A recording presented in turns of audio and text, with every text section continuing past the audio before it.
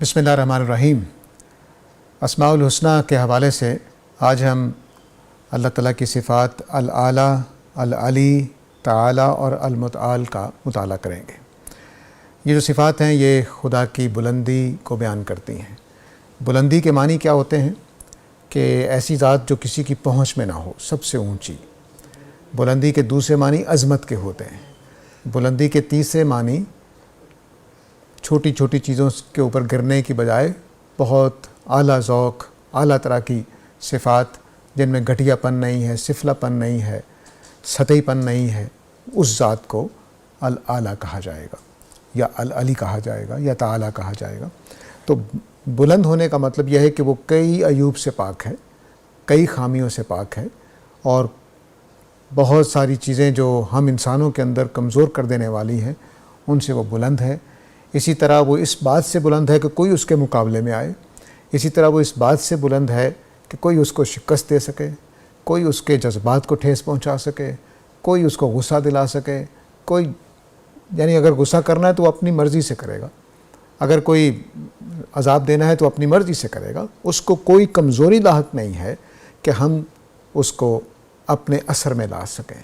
تو بلند ہونے کا مطلب یہ ہے، عظمت کا مضمون اس کے اندر ہے، اور بلند ہونے کا ذوق میں، معیار میں، اپنی باتوں میں، اپنے افکار میں، اپنی چیزوں میں جو بھی پہلو کسی ہستی کے ہو سکتے ہیں ان میں وہ بلند جگہ پر ہے۔ وہ ہماری طرح پست نہیں ہے، زمین کی طرف جھکا ہوا نہیں ہے، بلکہ وہ متکبر ہے، بلند ہے، اونچا ہے۔ اس کی تمام خوبیاں بلندی والی ہیں، ذوق ہو، کام ہو، کارگزاری ہو، باز پرس ہو، ڈانٹنا ہو، ڈبٹنا ہو، غصہ کرنا ہو، وہ سب بلند ہے، اعلیٰ درجے کا ہے۔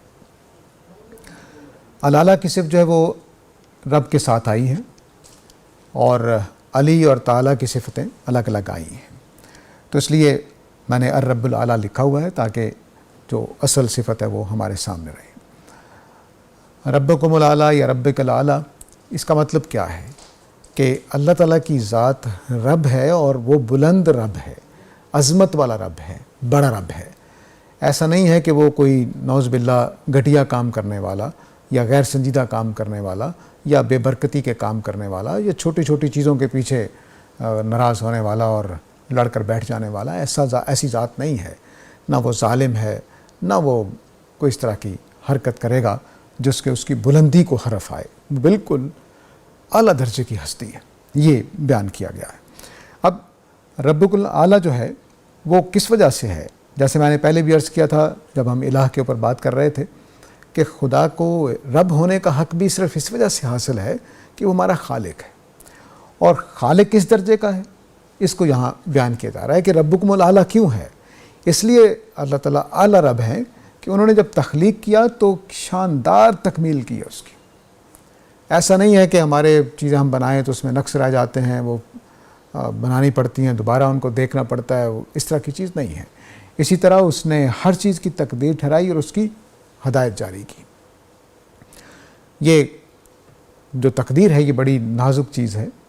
اس کا مطلب یہ ہوتا ہے کہ میں نے ایک چیز بنائی تو اس کو کتنا قد دینا ہے، اس قد کاٹ میں کون سی چیز کتنی ہونی چاہیے، کون سی چیز کتنی نہیں ہونی چاہیے، یہ سارا کچھ تقدیر ہوتی ہے۔ اس کی عمر کتنی ہونی چاہیے، اس کو عمر کتنی ملنی چاہیے، یہ سارا کچھ اس کے اندر تقدیر کے اندر ہوتا ہے۔ تو تقدیر دراصل وہ ایکوریٹ ایسٹیمیشن ہے چیزوں کی کہ مثلا میرے دماغ کا سائز کتنا ہونا چاہیے، میرے مچھلی کے سائز کا دماغ کیوں نہیں دے دیا، یا چونٹی کے دماغ کا سائز کیوں نہیں دے دیا مجھے۔ تو یہ تقدیر جو ہے یہ اللہ تعالیٰ اس پہلو سے، تو اب کائنات کو دیکھیے کہ اس کا ایکو سسٹم جو ہے کم از کم اس کو صرف دیکھیے کہ وہ کس طرح سے ہم پولوشن پیدا کرتے ہیں اور وہ صاف کرتا چلا جا رہا ہے۔ یہ سارا کچھ اس کے بنا، پانی کتنا ہونا چاہیے تھا زمین پر، اور خشکی کتنی ہونی چاہیے تھی، یہ ہر چیز اس کی تقدیر ہے۔ تو وہ ربکم الاعلیٰ اس لیے ہے کہ ذرا ہم کسی چیز کا بھی جائزہ لے لیں تو اس میں تخلیق، اس میں شاندار تکمیل، اس میں خدا کی ٹھہرائی ہوئی تقدیر کہ اندازے کیا ہیں خدا کے، کتنی چیز کس میں ہونی چاہیے، اتنے عجیب و غریب اندازے ہیں بعض جگہوں پر کہ آدمی پریشان ہو جاتا ہے۔ ظاہر ہے کہ وہ پھر سائنس کی طرف جانا پڑے گا، اس کا بھی ہمارے پاس وقت نہیں ہے۔ اور پھر جب تقدیر ٹھہرائی تو اس کے مطابق پھر اللہ تعالیٰ نے ایک ہمارے اندر جدید ٹرم اگر استعمال کروں تو ایسے لگتا ہے کہ جیسے چپ سی فٹ کر دی ہے. میں نے چیزوں کو دیکھنا ہے تو اندازہ لگانا ہے, میں نے اس کو اپنے مرضی سے استعمال کر لینا ہے. تو یہ جو اندازہ لگانے کی صلاحیت ہے یہ پھر میرے اندر بھی رکھ دی گئی ہے. تو یہ فہدا کا مطلب یہ ہے کہ میں اس دنیا کو جیسے میری صلاحیت دی گئی ہے ایسے میں اس کو سمجھوں, اس کو استعمال کروں. تو مثلا بندر کو جو صلاحیت دی گئی وہ اس کے مطابق چیزیں استعمال کر رہا ہے, جو صلاحیت انسانوں کو دی گئی ہے وہ اس کے مطابق استعمال کر رہے ہیں. تو جو تقدیر ٹھہرائی پھر اس کے مطابق ہمیں چلنے کا سبق بھی دے دیا. اور عجیب و غریب بات یہ ہے کہ پوری کامیابی کے ساتھ یہ عجیب طرح کا, انوکھی طرح کا نظام چل رہا ہے. ایسی آٹومیشن ہے کہ کہیں سے نظر نہیں آتی کہ مداخلت ہو رہی ہے. ہر چیز خود ہی پیدا ہو رہی ہے, بن رہی ہے, سنور رہی ہے, بگڑ رہی ہے, تبدیل ہو رہی ہے, نئی چیزیں پیدا ہو رہی ہیں. ایک آٹومیشن کا سسٹم ہے جو قدر فہدا کے اندر آپ کو نظر آئے گا. تو یہ ربکم الاعلیٰ کا جو تصور ہے اس کو اللہ تعالیٰ نے سورۃ الاعلیٰ میں اس طرح سے بیان کیا.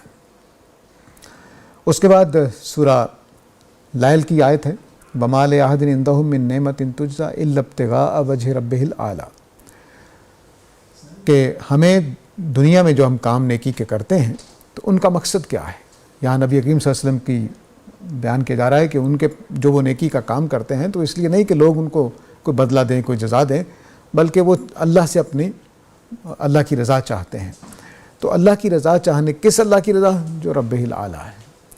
تو اس سے پتہ چل رہا ہے کہ رب اعلیٰ ہی وہ ذات ہے جس سے ہم یہ توقع لگا سکتے ہیں کہ ہم نیکی کریں گے تو وہ ہمیں صلہ دے گا. کسی اور سے نہیں لگا سکتے. جو ہم نے چھوٹے موٹے رب بنا رکھے ہیں دنیا میں ان کی کوئی حیثیت نہیں. رب کا مطلب صرف خدا نہیں ہے بلکہ مالک بھی ہے. تو ہم کئی قرآن مجید سورہ البقرہ میں بیان کیا ہے کہ تم اللہ سے ڈرو, لوگوں سے نہ ڈرو. لیکن ہم نے کتنے لوگ بنا رکھے ہوتے ہیں جن سے ہم اسی طرح سے ڈر رہے ہوتے ہیں جیسے اللہ سے ڈرنا ہوتا ہے, بلکہ اللہ سے کم ڈر رہے ہوتے ہیں, لوگوں سے زیادہ ڈر رہے ہوتے ہیں. کہ اللہ کے سامنے تو ہم سارے غلط حرکتیں کرتے ہیں لیکن باپ کے سامنے, ماں کے سامنے, استاد کے سامنے نہیں کر رہے ہوتے. تو نبی کریم صلی اللہ علیہ وسلم اور نیک لوگوں کے ہاں یہ وصف ہوتا ہے کہ وہ اللہ سے زیادہ ڈرنے والے ہوتے ہیں لوگوں کے مقابلے میں. اسی وجہ سے پھر وہ سچائی بھی کہہ سکتے ہیں, وہ سچے ہوتے ہیں, ثابت قدم ہوتے ہیں, کیونکہ ان کو اللہ کا ڈر ہوتا ہے, لوگوں کا ڈر نہیں ہوتا. تو اس لیے فرمایا کہ وہ نبی کریم صلی اللہ علیہ وسلم جو تھے وہ اللہ رب الاعلیٰ کی ابتغاء چاہتے تھے کہ ان کی مرضی, ان کی رضا شامل ہو جائے. تو ایسے ہی ذات کی رضا ہمیں چاہیے, ایسی ہی ذات کو راضی کرنے کی کوشش کرنی چاہیے جو سب سے اعلیٰ ہے, جس کے ہاں بڑا اجر ملنے والا ہو, جس کے ہاں اچھائی کی توقع زیادہ ہو. تو وہ ظاہر ہے کہ اللہ تعالیٰ کی ذات کے صفہ کوئی نہیں. اس کے بعد سورہ البقرہ میں آیت الکرسی میں صفت العلی آئی ہے. علی کا مطلب بھی وہی ہے, بلند, اعلیٰ اوصاف والا. اور یہاں آیت الکرسی میں العلی اور العظیم دونوں صفتیں ایک ہی طرح کے دو پہلو ہیں, لیکن علی میں بلندی ہوتی ہے اور عظمت میں بڑھائی ہوتی ہے. تو اس وجہ سے یہ دونوں مل کر ایک مکمل صفت بنتی ہیں. تو پیچھے جتنی باتیں کہیں گئی ہیں وہ خدا کی عظمت کو بیان کرتی ہیں, خدا کے بلند ہونے کو بیان کرتی ہیں. فرمایا کہ اس کے علاوہ کوئی الہ نہیں ہے. الہ بلند ہونا چاہیے, جیسے ہم پہلے الہ کا مطالعہ کرتے ہوئے کر چکے ہیں.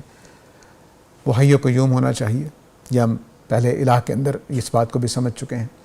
لا تاخذہ سنۃ ولا نوم, اللہ کو اونگ نہیں آتی نہ نیند آتی ہے. نیند اور اونگ یہ عظمت کی نشانی نہیں ہے, بلندی کی نشانی نہیں ہے, پستی کی نشانی ہے, کمزور ہونے کی نشانی ہے, تھک جانے کی نشانی ہے. اللہ تعالیٰ تھکتے نہیں ہیں. بیان بھی کیا اللہ تعالیٰ نے کہ زمین و آسمان بنائے تو وہ تھکا نہیں.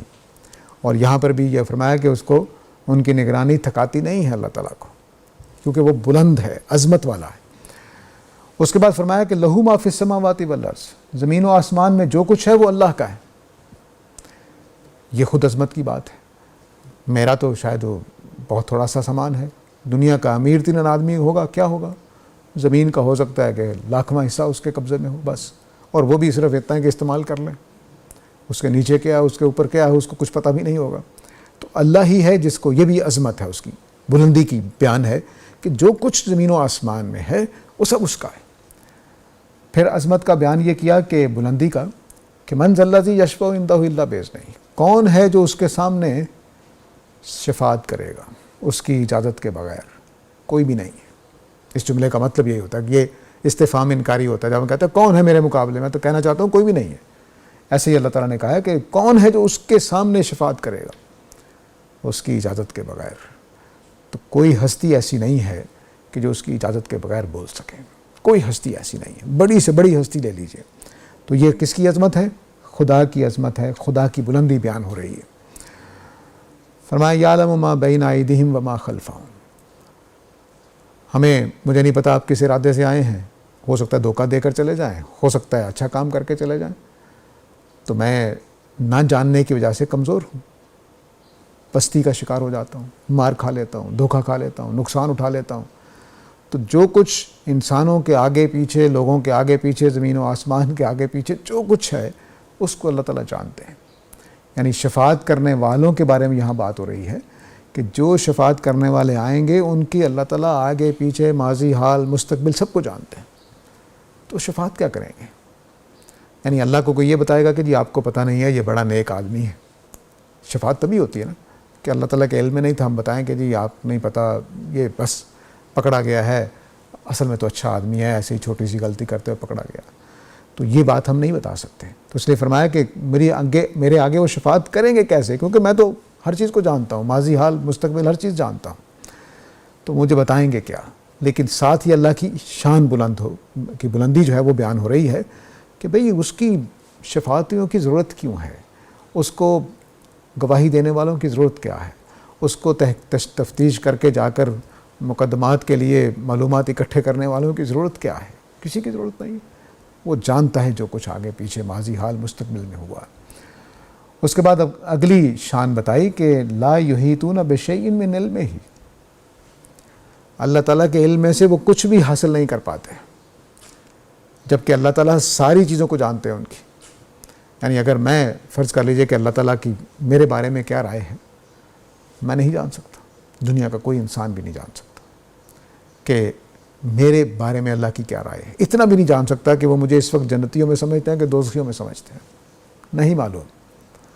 جبکہ اللہ تعالیٰ کو معلوم ہے میرے بارے میں سب کچھ, میرا ماضی, میرا حال, میرا مستقبل, جو قیامت والے دن جو کچھ ہونا ہے اس کو بھی جانتے ہیں.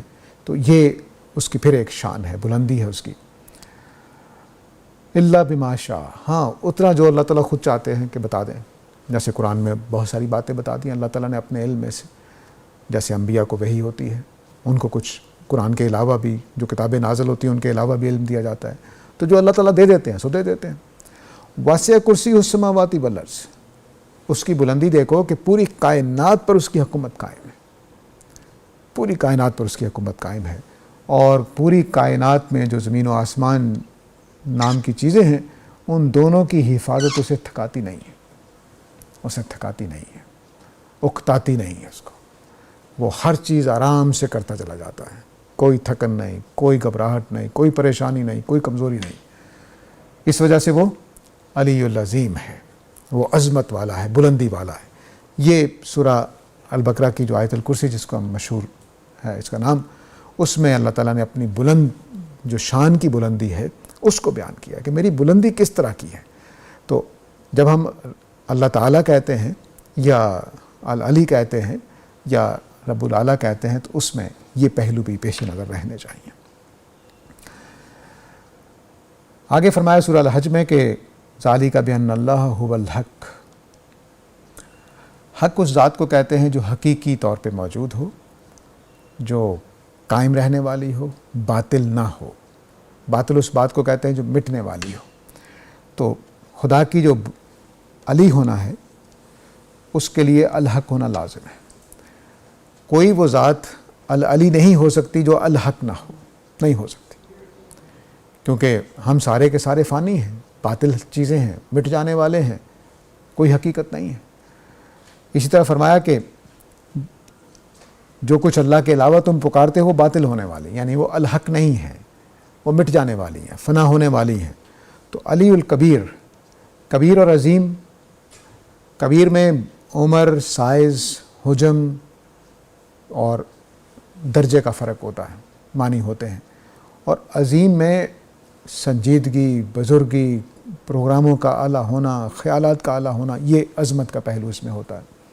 تو علی الکبیر بھی ہیں اللہ تعالیٰ اور علی العظیم بھی ہے. تو علی العظیم کا مطلب ہے کہ اللہ تعالیٰ بلند ہیں، بہت اعلیٰ درجے کی سوچوں والے، بہت بلند خیالات والے، بہت بلند پروگراموں والے، گھٹیا قسم کی چیزیں کرنے والے نہیں ہیں۔ اور علی الکبیر کا مطلب ہے کہ اللہ تعالیٰ بہت بلند اور بہت بڑے ہیں، ان کے کام بھی بڑے، ان کے کارنامے بھی بڑے، ان کی خود ذات بھی بہت بڑی۔ ان کاموں کو دیکھ لیجئے کہ کائنات دیکھیے کتنے اربوں نوری سال چاہیے ہیں ایک کنارے سے دوسرے کنارے پر جانے کے لیے۔ تو یہ اللہ تعالیٰ کی اس صفت کا بیان ہے کہ جو بلندی کو بیان کرتی ہے اور ساتھ ہی اس کی کبریائی کو، اس کی عظیم ہونے کو بلند کرتی ہے، اس کی شانوں کو بیان کرتی ہے۔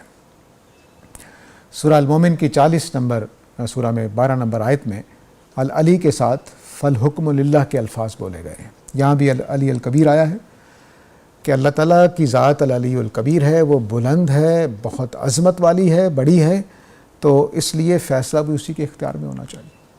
تو اس کا مطلب یہ ہے کہ جو قیامت والے دن فیصلہ ہونا ہے یا دنیا میں اللہ تعالیٰ فیصلہ کرتے ہیں کہ یہ حق ہے یہ باطل ہے، وہ حق صرف اس کو عظمت کی وجہ سے حاصل ہے۔